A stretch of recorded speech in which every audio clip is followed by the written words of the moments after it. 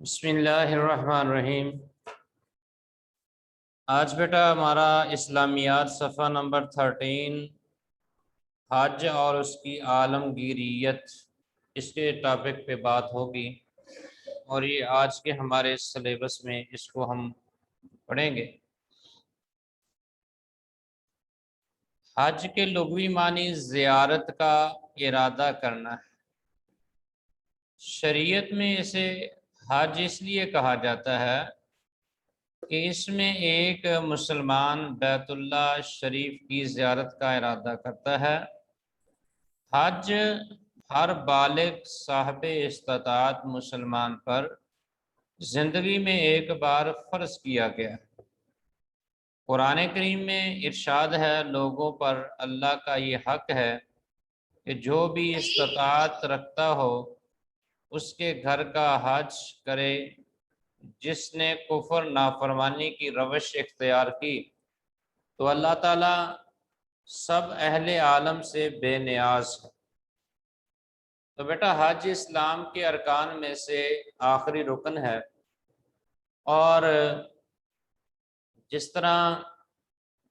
نماز ہر آدمی کے اوپر فرض ہے، روزہ ہر آدمی کے اوپر فرض ہے، کلمہ توحید ہر آدمی کے لیے ضروری ہے، لیکن زکوٰۃ اور حج کے معاملے میں یہ آتا ہے زکوٰۃ اس آدمی کو پڑتی ہے جو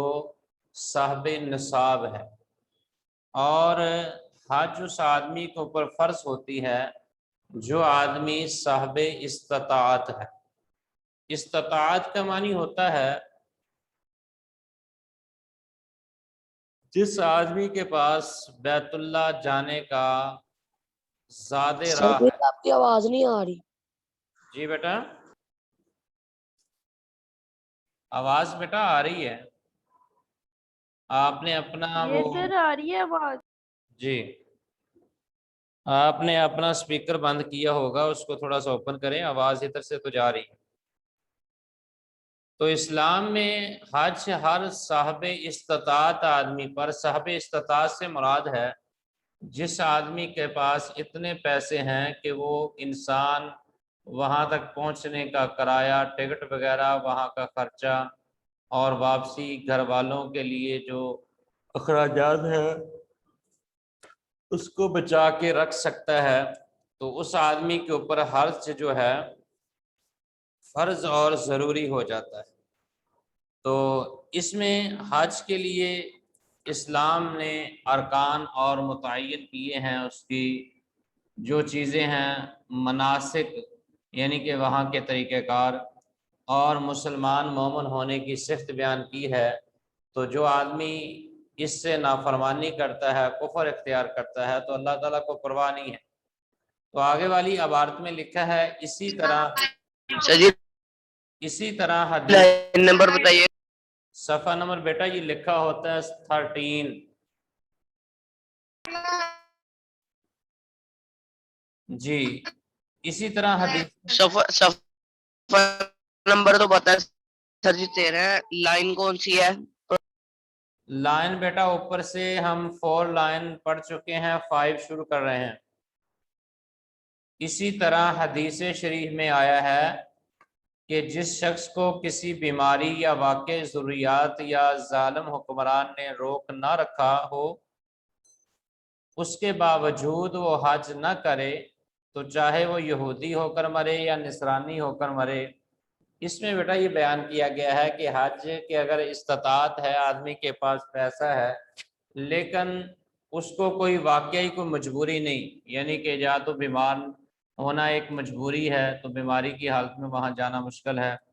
دوسری یہ ہے کہ یا کوئی ظالم حکمران نے وہ چیز حج کا راستہ بند کر دیا ہے، وہ پہنچنے نہیں دیتا،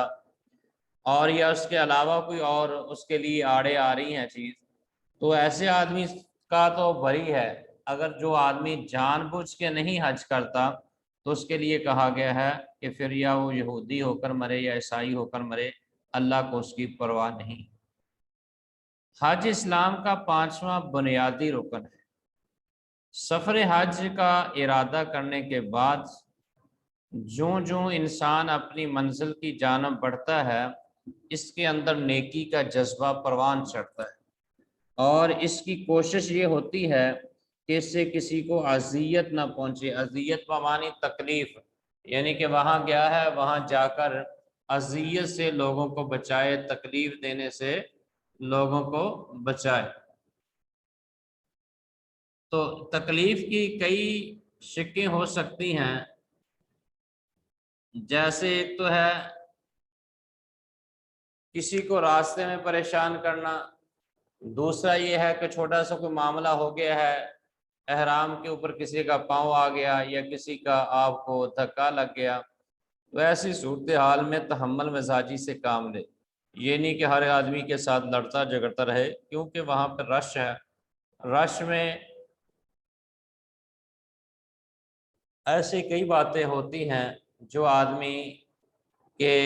بس میں نہیں ہوتی اور وہ اچانک ہو جاتی ہیں۔ تو ایسے معاملات میں کسی آدمی کو تکلیف نہ دے، اور اس کے بعد اس کی کوشش یہ ہوتی ہے کہ اس سے کسی کی اذیت نہ پہنچے، جس کی جتنی خدمت ہو سکے کرے۔ وہاں کے مقام پر پانی کی پیاس کی بھی شدت بڑھتی ہے، کیونکہ دور دراز پانی ہوتا ہے، اگر کسی کے پاس پانی میسر ہے تو کسی کو پیاسے کو پانی دینا، کوئی کمزور آدمی ہے اس کے پاس سامان زیادہ ہے، اٹھانا دشوار ہو چکا ہے، تو اس کے حلب کرنا، اس کے ساتھ سامان اٹھانا۔ اسی طرح اور بھی کوئی ضروریات جتنی خدمت ہو سکے کوئی چیز لا کر دینا، یہ کرنی چاہیے۔ وہ حرم الہی کا مسافر ہونے کی حیثیت سے ہر برے کام سے باز رہتا ہے۔ اس طرح یہ بھی پورا سفر عبادت ہے، اور اس میں ایک تلبیہ ہے جس کو ہم تلبیہ کہتے ہیں، جیسے اللہم لبیک لبیک اللہم لبیک لا شریک لک لبیک ان الحمد والنعمت لک والملک لا شریک لک۔ یہ ایک انسان کا ترانہ ہے جو بیت اللہ کو پہنچتے اور احرام باندھنے سے بعد شروع کر لیتا ہے، اور یہ تلبیہ پکارتا جاتا ہے۔ تو یہ اس کے لیے ایک ترانہ ہے اور ترنم ہے، اور اس کا تربیہ ہے جو سنت سے نبی اکرم صلی اللہ علیہ وسلم سے ملتا ہے، اور آپ نے صحابہ کرام کو سکھایا۔ اپنے دل میں اس نقشے کو تصور کیجئے کہ بے شمار قوتوں اور ملکوں کے لوگ ہزاروں راستوں سے ہو کر ایک مرکز کی طرف چلے آ رہے ہیں۔ مرکز سے مراد ہوتا ہے ایک ٹارگٹ ہے، تو ٹارگٹ وہ ہے خانہ کعبہ جو ہے، وہ ٹارگٹ ہے، وہاں پہ ہر آدمی گرد و نواز سے اس کی طرف چلا آتا ہے۔ تو یہ ایک بہت بڑی کامیابی اور اسلام کے ساتھ انسان کی تڑپ اور اللہ کے اس حکم کی طرف تعمیل، اور حضرت ابراہیم علیہ السلام کی وہ دعا کا صلہ کہ رب انی اسکنت من ذریتی بواد غیر ذی زرع عند بیتک المحرم ربنا تہوی الیہم، کہ لوگوں کے دل اس طرف موڑ دے اور ان کی طرف توشے پیرا کو ازن کر دے۔ تو یہ ساری چیزیں اس میں شامل ہیں۔ تو لوگ دور دراز کے علاقے سے اس حرم کی طرف مسافر بنتے ہیں اور وہاں پہ پہنچتے ہیں، ایک مرکز کی طرف چلے آتے ہیں۔ شکلیں، رنگ، زبانیں مختلف ہوتی ہیں، کوئی گورے رنگ کا ہے، کوئی کالے کا ہے، کوئی کسی حیثیت کا آدمی ہے، کسی کی شکل کیسی ہے، کسی کی شکل کیسی ہے، اور مختلف زبانیں ہیں، کوئی اردو بولتا ہے، کوئی پنجابی بولتا ہے، کوئی انگلش بول رہا ہے، کوئی عربی بول رہا ہے۔ مختلف زبانوں والے لوگ وہاں پہ پہنچتے ہیں، مگر مرکز کے قریب ایک خاص حد تک پہنچتے ہی سب اپنے قومی لباس ترک کر دیتے ہیں اور ایک ہی طرز کا سادہ سا یونیفارم پہن لیتے ہیں، جسے احرام کہا جاتا ہے۔ احرام کے دو کپڑے ہوتے ہیں، دو چادریں ہوتی ہیں، جو ہر عمرہ کرنے والا اور حج کرنے والا اس کو پہننا ضروری ہوتا ہے مرد کو۔ عورت اپنے لباس میں جائے گی، اور مرد کے لیے یہ ہے کہ وہ احرام کی حالت میں وہاں پہنچے۔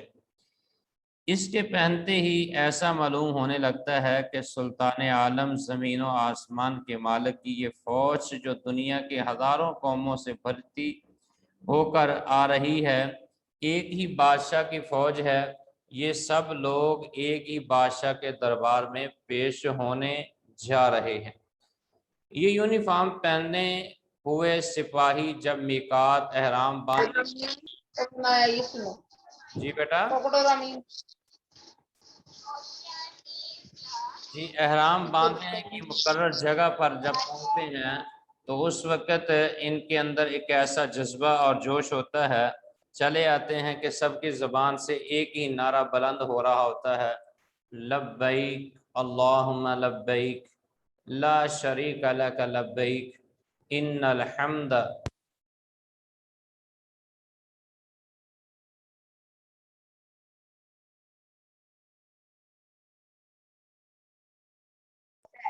لبیک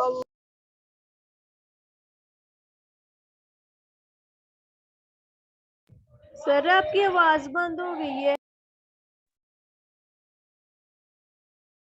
سر آپ کی آواز بند ہو گئی ہے۔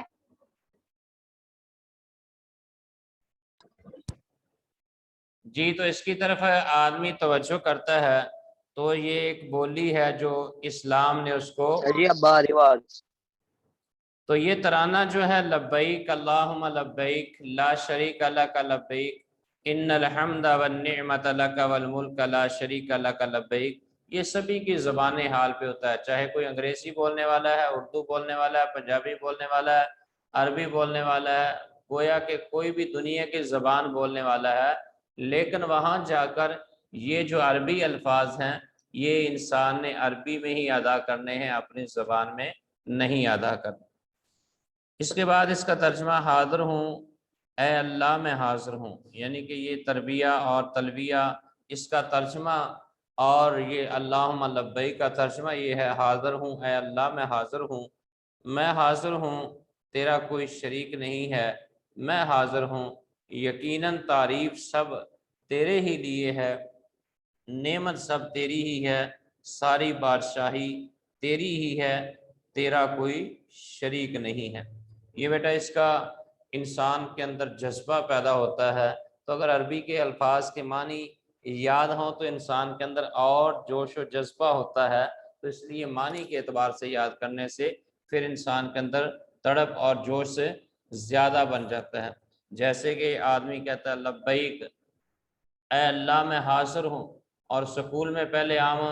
یہ لبیک جب حاضری لگائی جاتی تھی تو آپ تو پریزنٹ کہا جاتا ہے، لیکن اس وقت لبیک کہا جاتا تھا، اس میں ایک اور تڑپ ہوتی تھی، اے استاد محترم میں کلاس میں موجود ہوں، تو وہاں پہ جا کر انسان اللہ کے سامنے کہتا ہے کہ اللہ تو نے مجھے بلایا، میں آ گیا، میں حاضری لگوا رہا ہوں، لبیک اے اللہ میں حاضر ہوں، اے اللہ میں حاضر ہوں۔ تو اس ناطے سے پھر آدمی دوبارہ بار بار ہی یہی چیز دہراتا ہے، لبیک اللہم لبیک اے اللہ میں حاضر ہوں، اے اللہ میں حاضر ہوں، لا شریک لک لبیک اے اللہ تیرا کوئی شریک سانجی اور تیرا کوئی اور بادشاہت اندر شامل کوئی نہیں، تو اکیلا ہے، اے اللہ میں تیرے اکیلے کے سامنے میں بھی اکیلا حاضر ہوں، ان الحمد بے شک تمام تعریفیں اللہ تیرے کے لیے ہیں، والنعمت لک اور تمام نعمتیں سب تیری ہی طرف سے ہمیں ملتی ہیں، والملک کا تمام قسم کی بادشاہت اور تمام کائنات کا کنٹرول اللہ تیرے پاس ہے، لا شریک لک اے اللہ تیرا کوئی شریک سانجی نہیں ہے۔ یہ ایک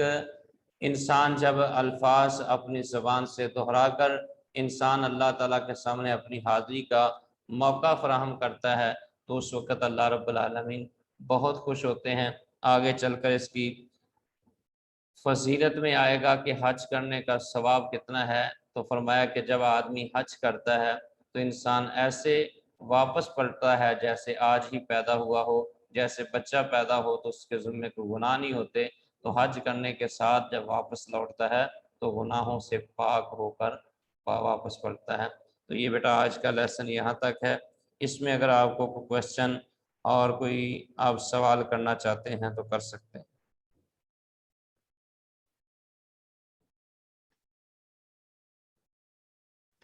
جی اوکے بیٹا, اللہ حافظ. یس سر.